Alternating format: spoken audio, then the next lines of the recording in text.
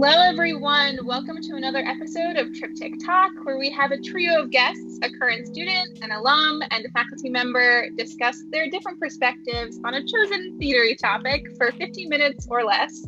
This week's theme is puppetry, so we'll be asking all three guests the same question in hopes of getting some different answers. We like to see how viewpoints evolve as they hone their craft and get a little insight into how they've gotten to where they are now. So I have here with me Espoir DelMain. She's a senior dance and environmental studies major from Minnesota who's spending the fall in Carlisle. She was a part of the puppetry piece Augury of Ages, directed by Christopher Williams and designed by Harper-McCombs last fall, and is currently creating the seeds for a civic art project as the Carlisle Borough Ambassador for the spring. We also have Margot Marie Fitzsimmons, who is a theater and film director, puppetry artist, producer, arts educator, and administrator with a focus on producing creative content for children. She was the recipient of the 2016 Winifred Ward Memorial Scholarship Award for her demonstration of intellectual and artistic excellence in the area of theater for young audiences, and currently works at Westmark School as their theater director and teacher. And last but certainly not least, we have Harper-McCombs, who is a costume designer who holds an MFA from Virginia Commonwealth University. In addition to costume design, she has a strong interest in craft work, particularly masks, puppetry, and fabric painting and dyeing, all of which show up in her work regularly, both on campus and professionally. In the past few years, she has added collaboration in creating standalone works of object theater to her ever-growing list of production work. So to kick things off, let's get started. The first question, what do you enjoy the most about your work in puppetry, and what are some of your biggest challenges? And Sherry, we'll start with you for this one. Oh, okay. So what I enjoy about puppetry is I enjoy the fact that the audience needs to bring their imagination into the process. I also, as a designer and a creator, I love the fact that I have a lot of control over what it looks like. But I also enjoy the fact that I don't have a lot of control over, I have some control over the manipulability and that sort of thing, but the performer really brings a lot into that as well. So I like the fact that it really does require a collaboration of everybody, including the viewer, in the process. One of the biggest challenges that I have had is frequently I'm putting performance objects into more traditional theater work, particularly here at Dickinson. And sometimes performers can be resistant to that because they're used to using their bodies, they're used to using themselves, and it really, you have to encourage them to take that leap with you, that this is still an expression of them through the object. So, yeah.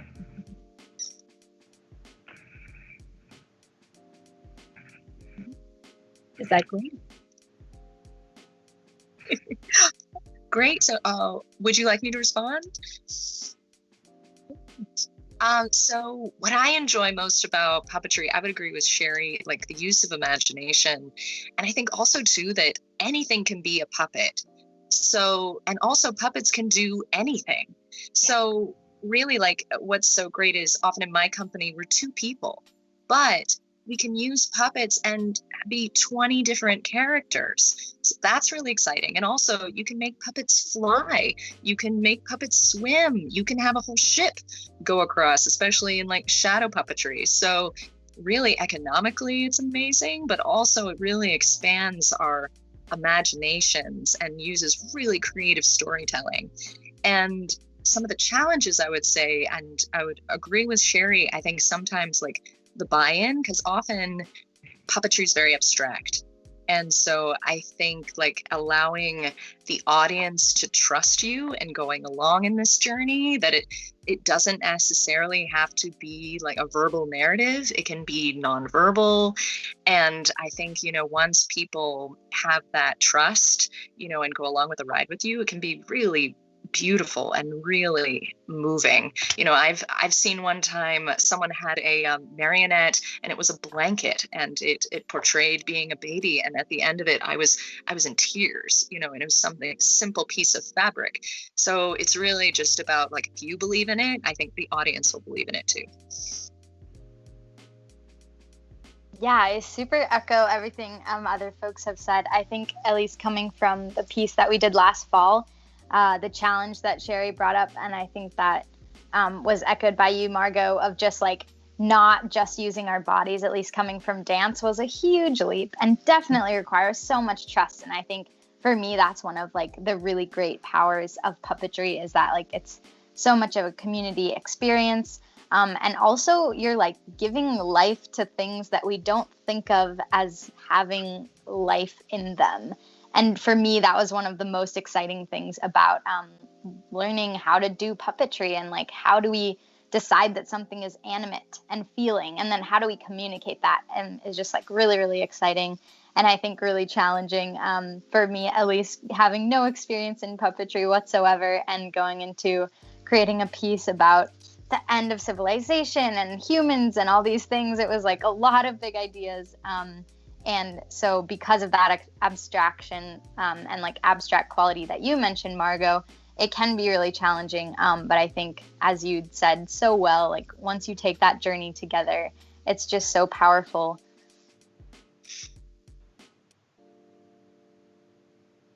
Wow, I have never thought so deeply about puppetry before. Thank you for all of your answers. So to completely switch gears to a very weird question, what is the strangest material you've ever had to use to either create a puppet or to work with as a puppeteer? And this one we can start with Margot, and then Espoir and Sherry, if you want to jump in afterwards, that would be great.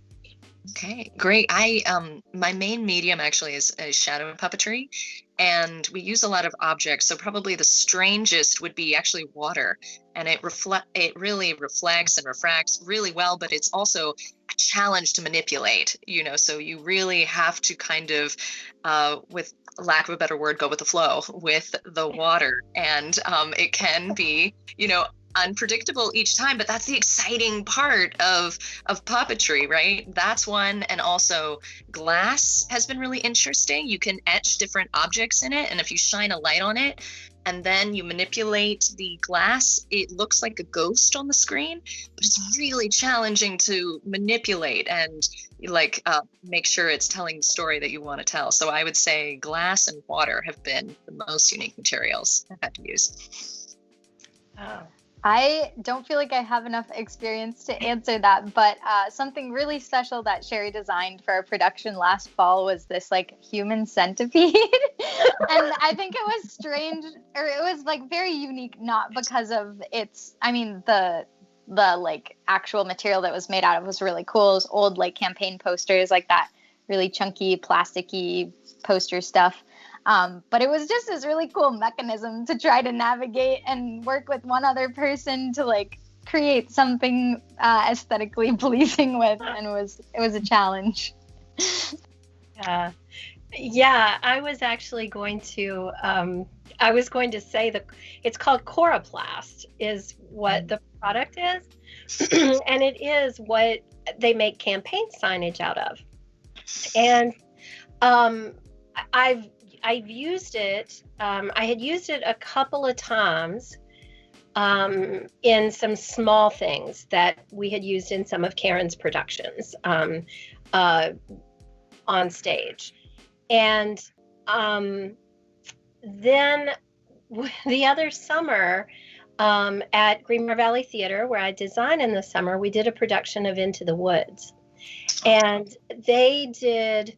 It was a really lovely production, and the scenery was like a two-dimensional storybook, and they used the Coroplast so that they could shoot light through it. And then so I built the horse for Cinderella's Prince out of Coroplast. Wow. And I also built Milky White the cow out of the Coroplast, and then came back to campus and made the human centipede out of the Coroplast. So yeah, it's a weird product, but it has a lot of interesting properties to it as well. Mm-hmm. I try to recycle. That's what led me to the campaign signage. So yeah.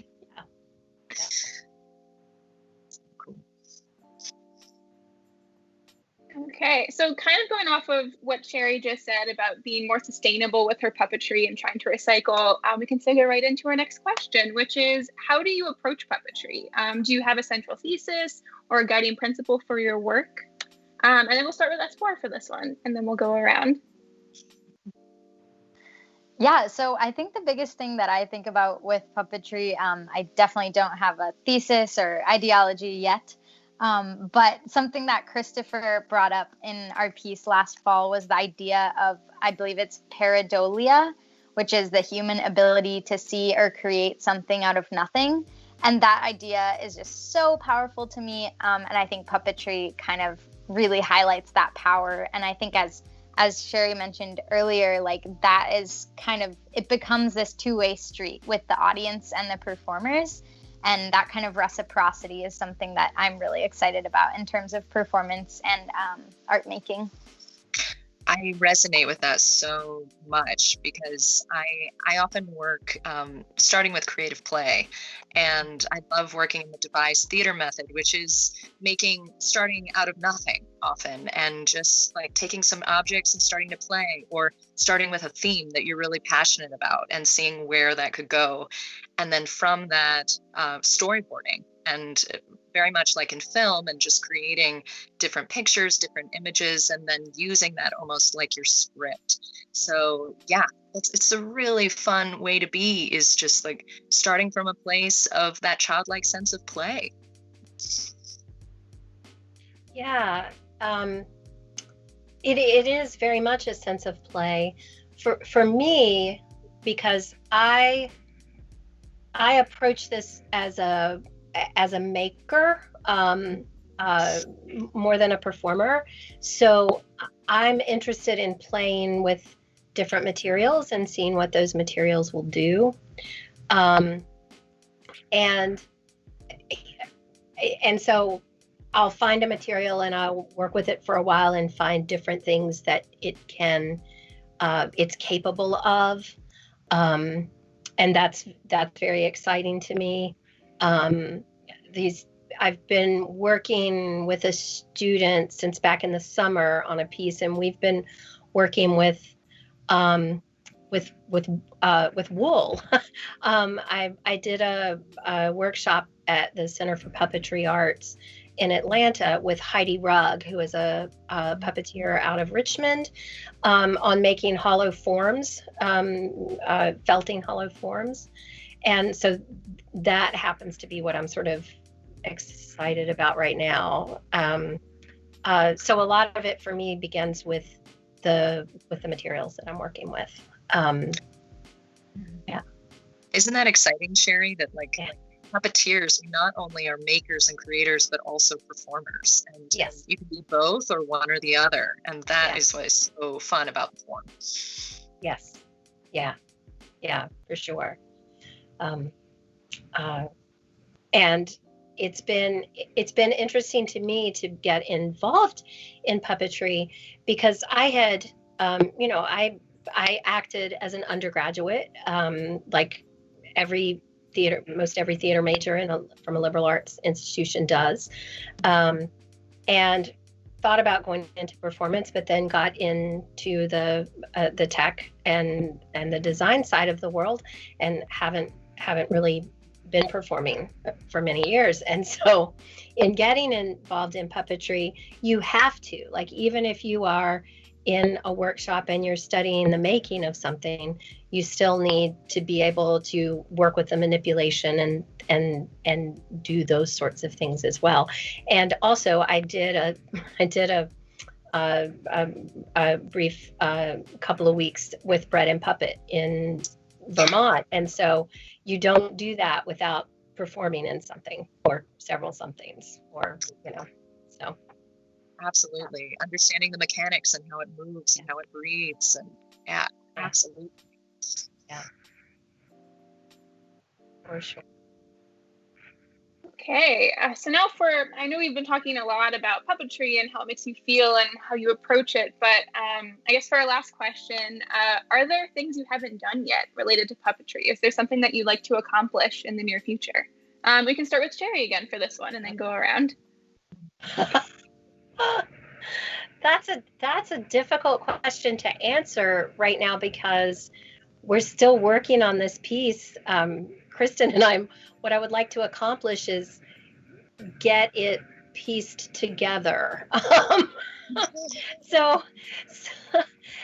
we're the piece that I sort of created from scratch, and we took to Indonesia a couple years back to Pesta Bonica. I worked with a student, two students actually, and Karen Kirkham. And one of the challenges for me is it's really difficult when you're creating and you're manipulating. It's very difficult to get the distance from the project and to be a director. And I really need a director. And so it's really hard for me to think too very far in the future out of this particular moment. I want to be able to travel again. Like that's I have an artist and a friend in Sweden who does a festival there. I want to go and see work. I want, so yeah, that's sort of where I am at this particular moment. If you ask me tomorrow, I will have a different answer probably.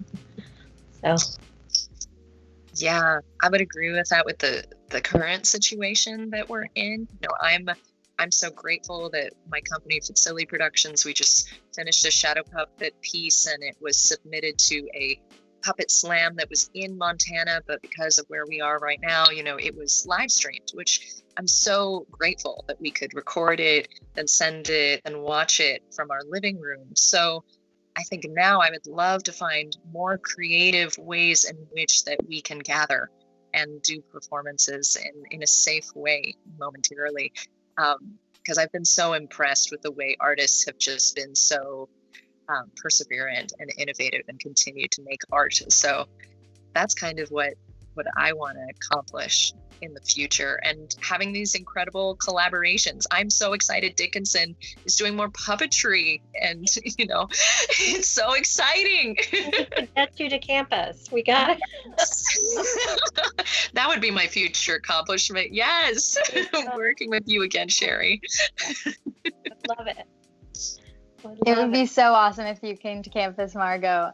I think it's really, at least not related to the question, it's really powerful hearing from alums and seeing all the amazing work that you're doing now. I feel like for me, in regards to the question, I want to try everything else. I feel like I really just did non-moving singular foam shape puppetry from the Augury of Ages piece last fall, and with the Toy Theater project in our stage tech class right now, that feels really exciting. But specifically some things that I really want to try is huge puppets. I'm from Minneapolis, so Heart of the Beast does incredible work with really tall things, and you can do parades and that kind of thing. And then also the teeny tiny, 2 years ago, we had the Rootstock Puppet Company come to Carlisle, and the person who founded it, whose name I can't remember, is actually from Carlisle. So it was really cool. And he had these really intricate marionettes that were really small and incredibly manipulated. So I think on the two ends of the scales of extremes is what I'm most excited about. Yeah.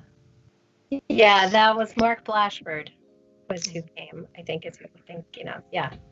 Yeah, that was pretty cool. Thank you. Mm-hmm.